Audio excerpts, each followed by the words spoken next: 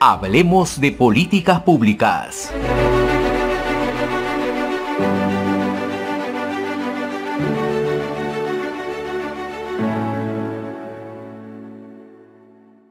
Acá junto a Miguel Ibarra, él es politólogo y como siempre al lado de Gustavo Nakamura, que está co-conduciendo en estos momentos desde su casa por temas de COVID. No es que tenga COVID, sino que tenemos que cumplir con los protocolos. Gustavo, la pelota para ti. Muchas gracias. No, el que podría tener que oír es tú, que has ido de viaje. Por favor, las cosas claras. Bueno, Miguel, qué gusto tenerte en nuestro programa en Hablemos de Políticas Públicas con Fernando Keimer, gracias a la Fundación Félix Naumann y a Red de Comunicación Regional. La pregunta del millón que te tengo que hacer, Miguel, y tú conoces muy bien esta situación, es el famoso spot que ha comenzado a salir de la Asamblea Constituyente, ¿no? Por un lado, Perú Libre te dice que respetará la Constitución, ¿no? Comen como ricos, ¿no? En Palacio gastan bastante, visto, según lo que se sabe, pero también hablan de un cambio del modelo y han comenzado la recolección de firmas, ¿no? Porque no, para que se dé una Asamblea Constituyente. Por otro lado, hay una iniciativa también de Lucas Gersi, que dirige y promueve todo ello y viaja por las regiones para recolectar las firmas por no a esta asamblea para evitarlo. Estamos llegando a un momento de crispación política bastante alta, ¿crees tú? ¿Es posible esta asamblea constituyente? ¿La Constitución lo permite? ¿O prácticamente ya estamos listos para agarrar maletas y el último apague la luz? ¿Cómo te ha gustado? Gracias por la invitación. Bueno, hay que ubicarnos o contextualizar el escenario, ¿no? En principio, la propuesta política es movida por una propuesta partidaria que tuvieron en tiempo de campaña, pero lo real y lo concreto es que la Constitución no permite la convocatoria de una asamblea constituyente. Eso es lo real. La Constitución ha sufrido cerca de 23 o 24 reformas en los últimos años de su dación, y todas se han hecho en el marco del debate del Congreso de la República. Es el Congreso el que ha planteado todas las reformas a los artículos de la Constitución. No se ha necesitado una asamblea constituyente porque recordemos que además históricamente todas las asambleas constituyentes que hemos tenido, todas han sido convocadas por gobiernos de facto. Es decir, se han realizado, se han ejecutado cuando no había una gobernabilidad democrática en el país. Entonces es un tema que históricamente hay que recordarlo, ¿no? La del 93 fue igual, la de 79 fue igual, ¿no? La de 33 fue igual. Entonces estamos en escenarios pues, que están fuera del contexto constitucional. Ahora, los ciudadanos sí pueden presentar evidentemente con un número de firmas propuestas e iniciativas de reforma de ley, pero es el Congreso de la República la última instancia en aprobar si el proceso va o no va. En este caso la Constitución, como te digo, no tiene ningún artículo que establezca la convocatoria a una asamblea constituyente. Por lo tanto, habría que crear primero el artículo, la puerta, digamos, de ingreso para poder plantear la reforma. De otro lado, sí existe en el Congreso muchas iniciativas de ley. Una de ellas se debate creo que el día de hoy, que es sobre el tema de la cuestión de confianza, una ley de interpretación. Algunos dicen que debería ser una ley de reforma constitucional más que una ley de interpretación. Pero también hay proyectos de ley, como presentó el congresista Anderson, si mal no me equivoco, hace poco, mediante el cual está planteando que el propio Congreso inicie un proceso de reforma constitucional desde su propio fuero. Entonces, digamos que hay dos escenarios. El Congreso sí lo puede hacer, porque es el Congreso, ¿no? Pero desde afuera, ni el Ejecutivo ni los ciudadanos pueden plantear una asamblea constituyente. Bueno, entonces, el Congreso, Miguel, a ver, porque el Congreso tiene muy mala reputación, ¿no? El Congreso peruano son los representantes en la ley, representantes del pueblo, de todos nosotros. Claro, habiendo tantos partidos políticos y tantos candidatos, es muy difícil que por el que votamos nosotros llegue, ¿no? Es casi imposible. Entonces, ya es de por sí natural que no nos sintamos representados por el congresista A o B. Y eso es lo que están aprovechando para decir que el Congreso no tiene una legitimidad, que no representa realmente al pueblo. ¿Eso es cierto o cómo lo ves tú? O sea, ¿qué podemos trabajar para que, como dices tú, el Congreso, que tiene la capacidad de hacer las reformas, pueda hacer las reformas adecuadas, que sí son necesarias en la Constitución, como creemos? ¿O tú cómo lo ves? ¿Hay que cambiar completo? ¿Hay que cambiar algunas partes? ¿O simplemente dejarla como está? Bueno, para empezar, todos los parlamentos del mundo sufren de ese mal endémico que es el desprestigio propio del actuar de sus legisladores o representantes. Eso es un mal exclusivo del Perú. En todas partes del mundo los parlamentos no son muy populares. Pero lo real, lo concreto, es que la elección de los congresistas que llegan al poder legislativo son a través de elección democrática. No son impuestos y en realidad son elegidos. A partir de su legitimidad está, digamos, totalmente, es legal, es legítima y representan la voluntad popular porque han sido elegidos por el pueblo.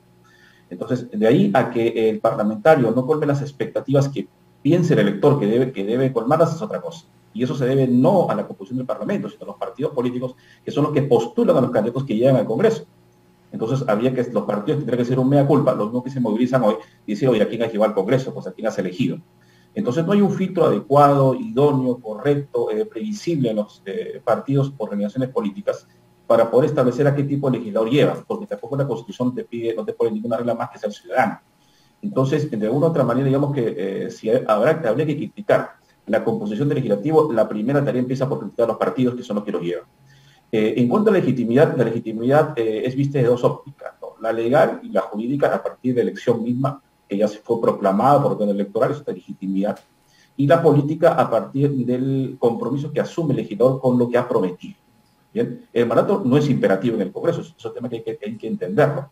La Constitución establece que el mandato no es imperativo. ¿Qué significa eso? Que un congresista puede haber propuesto en su campaña, por ejemplo, construir el puente tal o una universidad, y puede no, digamos, no ejecutarlo, no cumplirlo porque la Constitución no le permite hacerlo. Eso es, por ejemplo, él no está obligado por mandato imperativo a hacerlo, ¿no? Entonces, eso genera a veces en la población ciertos síntomas de que el legislador no lo representa o no cumple lo que ha prometido. Porque a veces las propuestas son demagógicas y esa demagogia hace que el legislador pues tenga los votos para poder ser elegido. Eso es por una parte. Lo otro, sobre el tema de las reformas que me planteabas. El tema de las reformas se dan dentro del contexto político que tiene que manejar, evidentemente, tanto el legislativo como un poder del Estado como el ejecutivo. Lo que no existe es una buena comunicación, porque el partido de gobierno no tiene mayoría parlamentaria y eso le impide, evidentemente, ejecutar algunas reformas. ¿Es un candado? Sí es un candado, porque de alguna otra manera, si eso fuera posible, de alguna otra manera, de interpretación, se hubiera quizás interpretado como la Constitución sí puede reformarse a través de la constituyente, ¿no? Entonces, son temas pues, que de alguna otra manera juegan a favor y en contra. La última pregunta que me hiciste, no recuerdo. No, era si es que tú creías que era necesario hacer alguna modificación. No sé, Gustavo, ¿tú cómo lo ves? A ver, la Constitución está compuesta por tres cuerpos, ¿no? La parte de los derechos fundamentales, que está en el artículo 2. Están luego los derechos, digamos, a la propiedad privada, en los derechos fundamentales. Está todo el tema económico, que tiene que ver con el libre empresa, el libre mercado, ¿no? La situación económica del país. Tiene que ver con la estructura del Estado, que son los poderes, y tiene que ver también con los órganos que garantizan la legalidad o la defensa de los derechos fundamentales. Está el Tribunal Constitucional, la Defensoría del Pueblo, etc. Entonces, si vamos a hablar de una reforma, tenemos que específicamente identificar qué queremos reformar. Queremos reformar los derechos fundamentales, queremos reformar el modelo económico, queremos reformar la estructura del Estado, queremos reformar los organismos protectores de los derechos fundamentales, como el Tribunal Constitucional, la Defensoría del Pueblo, etc. Eso es lo primero que hay que hacer. Y el gran discurso que se ha manejado está vinculado estrictamente al tema económico, por lo tanto, lo que se plantea es una reforma del modelo económico. Ahora, ¿cuál es el impacto de la reforma del modelo económico? Es que tenemos una cantidad de compromisos asumidos como Estado, con empresas privadas y con otros países, organismos multilaterales, respecto al tema de las decisiones que hemos tomado como país, como por ejemplo el tema de los contratos ley con las empresas mineras, explotación de servicios, etc. Y eso es producto de una situación histórica, económica y política que el Perú vivió entre el 90 y el 2000, ¿no? Entonces, si yo quiero cambiar la regla del juego, van a pasar dos cosas muy claras. Para empezar, si digo que voy a restringir el tema de la inversión privada, voy a retraer el mercado. Es decir, la inversión privada no se va a quedar en el país, va a buscar un lugar más propicio para invertir. ¿Y por qué lo haría? Porque estamos en una región que en los últimos años está teniendo un cariz socialista muy marcado. Lo tiene Argentina, lo tiene Chile recientemente con su reforma, lo tenía Venezuela, lo tiene Brasil, Bolivia, Ecuador. Entonces hay un aire, un ambiente, digamos, muy socialistoide dentro de América que está restringiendo un poco el tema de la inversión privada y los capitales van saliendo. Recuerda que gran parte de la inversión privada en nuestro país viene de Chile, viene del sur, aparte de Estados Unidos. Entonces, ¿por qué los chilenos tienen su capital en el Perú? Porque hay el espacio necesario como para poder crecer. Si nosotros establecemos restricciones en el mercado, lo que hacemos es que esos capitales se vayan. Y toda la agroindustria desarrollada en el sur del país probablemente se aparecería y generaría pues el caos del desempleo. Hablando de una reforma agraria que en realidad de pronto no sería muy bien manejada. Los capitales argentinos igual quieren migrar como los brasileños y el Perú es una magnífica opción para poder emigrar. Si restringimos el tema de la inversión privada, los capitales van a salir. El otro mensaje que se envía es el tema, por ejemplo, de la prohibición de las importaciones y vivir una especie de consumo interno. Lo cierto es que ni siquiera el arroz o la papa que produce el Perú logra cobertura de todo el mercado y tenemos que importar, y esa importación es en dólares. Y si hay especulación y el dólar sube, los productos suben. Entonces, si vamos a hacer una reforma, tenemos que saber exactamente qué vamos a reformar. Y eso es lo que no se dice. Eso es lo que no se dice en concreto. Entonces, parece más un discurso demagógico, político, de campaña, más que un discurso que verdaderamente apunta a una reforma política, social y económica que impulse el crecimiento del país. Miguel, tú has dicho varias cosas y afirmaciones que es sumamente interesante, pero yo quiero entrar a dos. No voy a tocar del modelo económico porque creo que se ha hablado mucho de ello, muchísimo en el país, pero hay personas que dicen que el modelo no ha sido de todo exitoso. Yo creo que el modelo ha sido exitoso, más no ha llegado como podríamos haberlo hecho de forma mucho más cercana y la población ha podido beneficiarse mucho más. A lo mejor ahí sí hay un mea culpa, a lo mejor que podríamos haber mejorado. Siempre es perfectible. Pero el primer punto que tú has mencionado es el tema de los partidos políticos, ¿no? Y en estos días la Comisión de Constitución ha cambiado, ¿no?, el tema de las elecciones primarias para las sesiones regionales y municipales. Han salido los grandes reformistas de esta reforma política, ¿no? El señor Tuesta Soldevilla, ¿no? En estos días han salido en la televisión. Y la gran pregunta que se hace las personas es, bueno, los partidos políticos, la narrativa que ha venido, o el discurso que se ha dado ahorita es, pues están petardeando la reforma política, ¿ok? La reforma política la están tirando abajo, este Congreso, esta comisión, estos congresistas de la Comisión de Constitución. Todavía no ha ido al Pleno, pero prácticamente ya salieron en masa a decir que esto es ir en contra, estamos retrocediendo. Yo digo, en este momento como está el país, ¿es tan importante esto? Los partidos políticos no están bien formados, definitivamente, creo que hay falta algunos puntos por mejorar, pero ¿es tan prioritario esto para que los medios de comunicación salgan hablando de la gran reforma política cuando la gente en las regiones está que se muere de hambre? O sea, a veces no entendemos, ¿no? Estamos en la nebulosa. No sé qué opinas tú, si realmente esta reforma política, el que no haya elecciones primarias, ¿afecta a la economía o afecta más este ruido político que ya lo mencionó Julio Velarde, de que si no hubiera ruido político, el dólar estaría a 3.6, 3.7 y no 4.10 como está hoy? ¿Cuál es tu opinión respecto a ello? Bueno, hay un tema que es claro, ¿no? En realidad, el país, como tú les mencionó, tiene temas más medulares o más importantes que poder debatir. El tema de la reactivación económica, a propósito del tema del estancamiento que ha generado el COVID con la pequeña y microempresa como el sector turismo y producción el año pasado, merece que el país se preocupe, o el presidente o el Congreso, por ese tema en particular. Se evita el debate del presupuesto.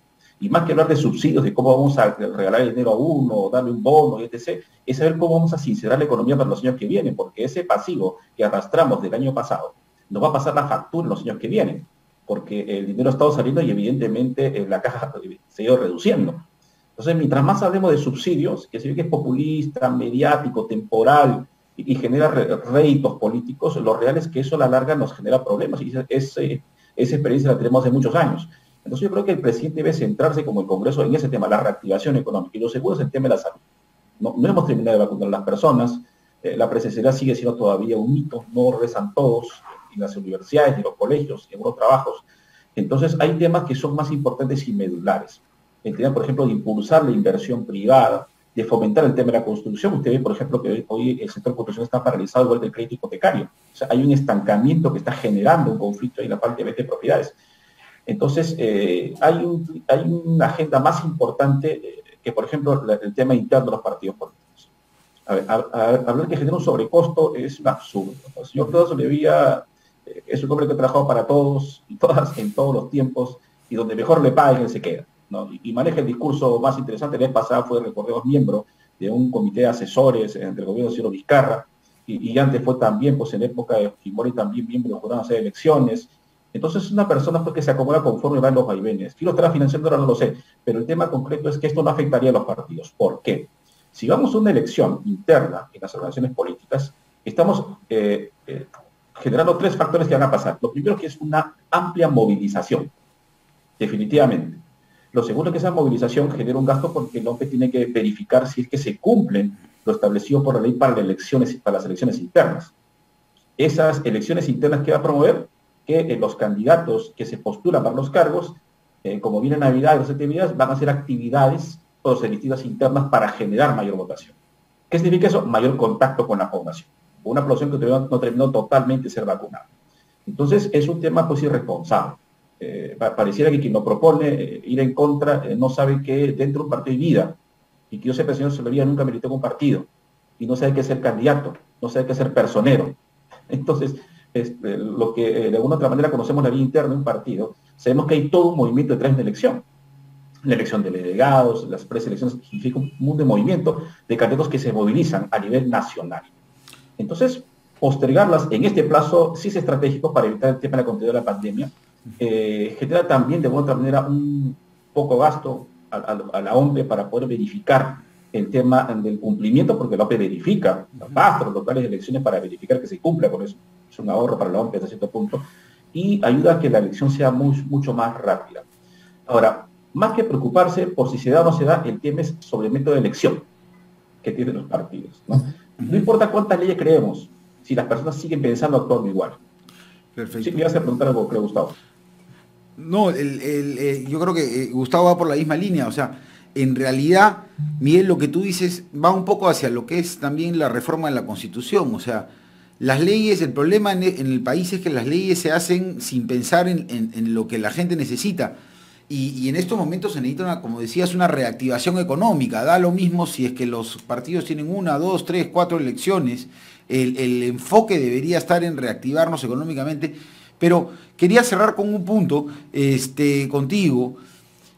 ¿Qué tan importante es la ley en un país que no se cumple? O sea, ¿acaso el problema que tenemos hoy día en la economía, en la informalidad, es por la Constitución, por la falta de salud? ¿Es culpa de la Constitución o es culpa de las autoridades que no la han hecho cumplir o que no han cumplido lo que la Constitución dice? O sea, eso es lo que tenemos que tener claro los ciudadanos. ¿Qué vale?